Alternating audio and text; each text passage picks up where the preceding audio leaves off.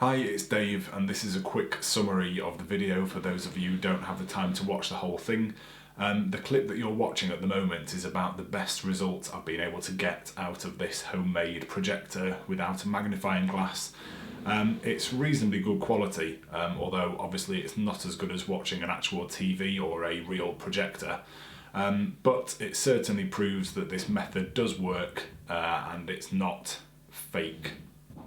Okay, let's get on with the rest of the video.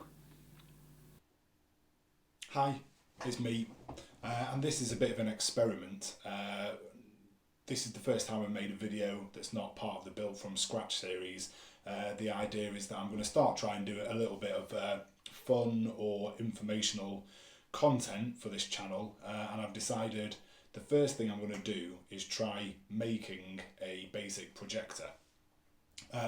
I've looked at some other YouTube channels where people have done this same thing, and the idea is to make this projector not using a magnifying glass. The point being that if you do use the lens from a manufactured magnifying glass, it's relatively easy to get a decent picture as the end result. But if you're not going to use one, you've got to find something else to use, and what people tend to go for is a light bulb full of water, which seems like quite a good way of doing things to me. I can't think of a better way of making a lens, so I'm going to give it a go.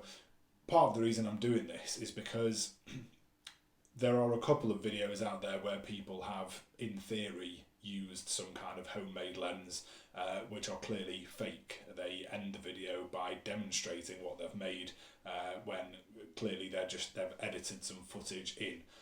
But there are a couple where it looks legitimate, and although the quality of the picture isn't great, as you might imagine, it's reasonably okay. And I'm just interested to see if that is real. I think it probably is, but I want to see it myself. So here we go. I'm going to try and make it right here and now. I haven't done a pre-prepared one, so it could take a while and it could be rubbish. Let's find out. The only thing I have done in advance, where have I put it now, is sorted out the bulb. It was harder than I thought it was going to be. Let me just check. How's this looking on this camera? It's looking quite a long way away. Okay, I'll do it here. So this was actually my second attempt. This was the first attempt. I got a bulb that looks like this.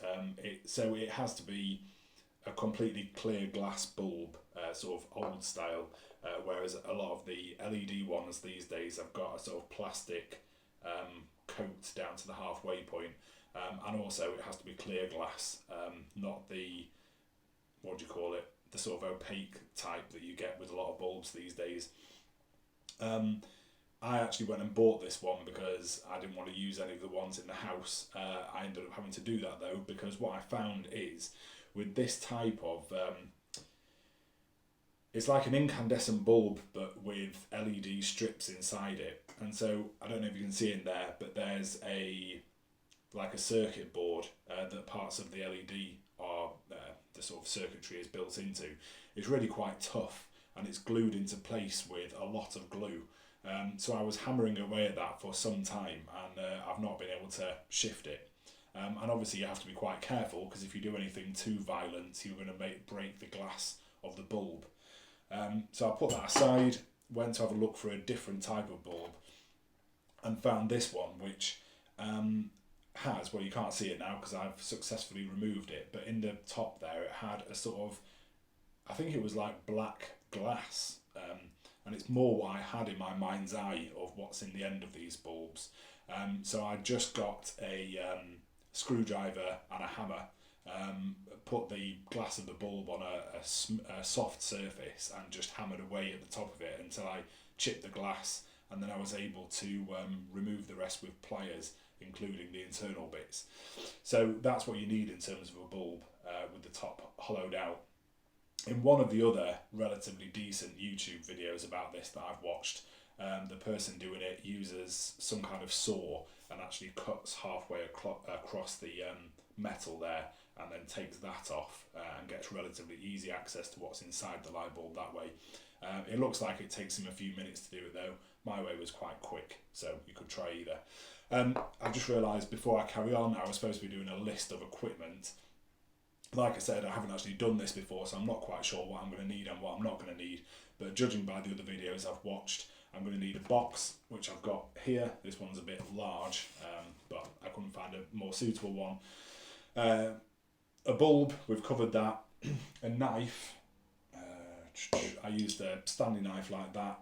It helped me get started with the end of the bulb and get rid of some of what was inside it. I'm probably also going to use it for chopping up this box in a second.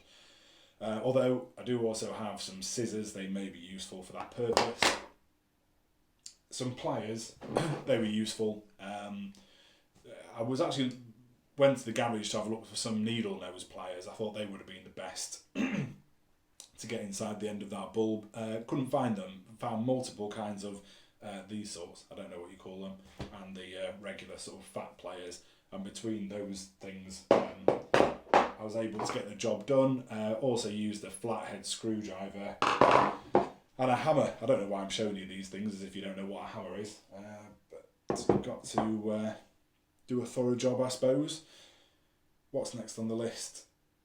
Glue. I actually haven't got any glue, and I'm not going to go and buy any because I have got sellotape, or any kind of tape would do, I think. And I think it's going to be good enough for the job, so we'll see, but I think I can get away with that. And finally, some clean water. I say clean because I suspect if this has got any chance of working and giving us a viewable picture at all, it's going to rely on both the bulb and its contents being quite clean. This is a used bulb, but it's really it's in quite good nick. In fact, it's a little bit dusty, I've just realised, so I'll give it a very quick wipe, and that's going to be quite good, I think. Okay, that's the checklist done, and let's get on with having a go at making it.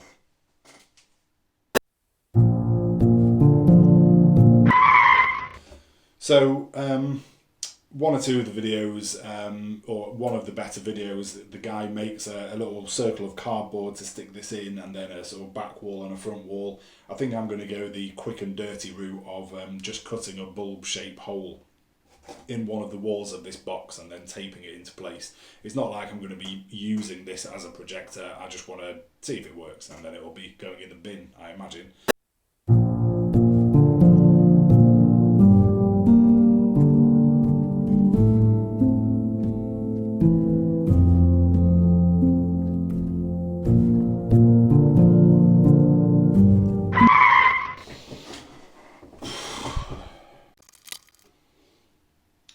Okay, I think that'll probably do, to be honest. It only needs to just hold a few millilitres of water in place, so it doesn't really matter if it's not that sturdy. You know, we might be just about ready to go. One of the things I'm going to be interested to experiment with this is how far away from the lens the phone can be, and also how far away from the wall or the screen the projector can be. It'll be interesting to see what kind of difference that makes. So I'm not actually going to fix the phone in place because I want to be able to move it around and see what happens. So I'll go and get some water, and then that might be it for a second whilst I get somewhere to actually try this setup. Okay, excuse the wobble cam. I just need to hold this with one hand as I try and fill this up. This is going to be a tricky manoeuvre. It's probably going to go everywhere, but I guess it doesn't really matter.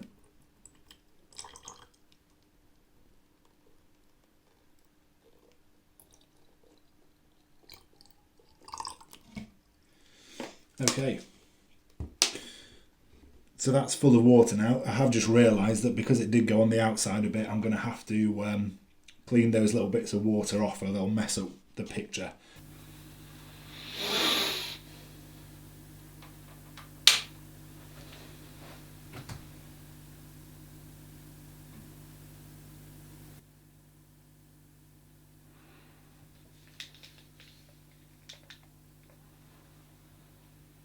Hello. Right, so it's kind of working, which is pretty cool, really. The first thing that I'm noticing is that what you're seeing via this camera is actually more sharply defined than I'm seeing with my own eyes on the wall, which is absolutely bizarre. But it must be something to do with the way the camera processes images. I promise you, it doesn't look quite that good in real life. The other thing I've got to note is I've failed to work out how to stop my phone turning the image upside down. I've turned off auto rotate, but it is still auto rotating, so I apologise for the fact that this stuff is upside down.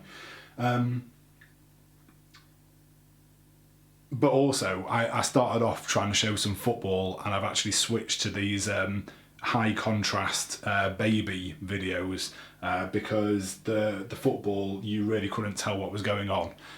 So my assessment of this project is it's quite good fun. It only took 10 minutes and I'm impressed that it kind of works. But in terms of actually using one of these homemade projectors without a magnifying glass as a way of watching TV for real, I'm going to say don't bother doing it. It is nothing like good enough for that. In fact, I might just put the football back on again so you can see how that wasn't great. Oh my god, can't see where I'm going.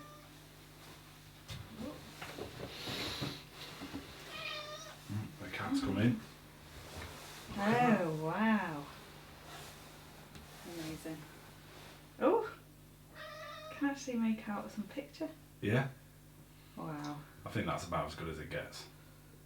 But Yeah. pretty cool though, just for a light bulb, eh? Yeah, yeah. No Oh, comment. cat. Oh no, it's all gone wrong. Oh no, I'm so sorry. The cat's knocked the light bulb off. Oh, Never mind. Okay, everybody out. sorry. Right, so that's the end of the experiment. I'm not quite sure how I'm going to edit this video together, but in case I have to cut it out, basically the wife just turned up whilst I was watching the football bit there, let the cat into the room. The cat jumped up onto the desk and knocked the light bulb out of the container. Water went all over my printer. I had to chuck them all out and try and rescue the printer. However, the experiment was done by that point, so that's fine. And in conclusion, I would say that it's definitely not fake. I mean, that is a fact. The image was produced and was kind of surprisingly good, I would say. However, realistically, you're not going to want to sit there and actually use it for watching a film or TV. The only thing I would add is that I did do this in real time just now. So I didn't do a lot of experimenting with focal lengths. I suppose it's conceivable that if you had maybe a phone with a super bright screen, and if you put a bit more time into building the box so it was a bit more secure, and then experimented with distances, focal lengths and whatnot, maybe you could get even slightly a better image than I did. In which case, maybe if you don't have money for an actual projector and you're trying to do this as a way of having a projector rather than just a sort of fun project, maybe you could just about get it good enough to do that. I'm not sure though. I think, based on what I've seen so far, if you use a magnifying glass lens or some other kind of professionally manufactured lens, you can get an actual decent quality product out of just projecting using your smartphone.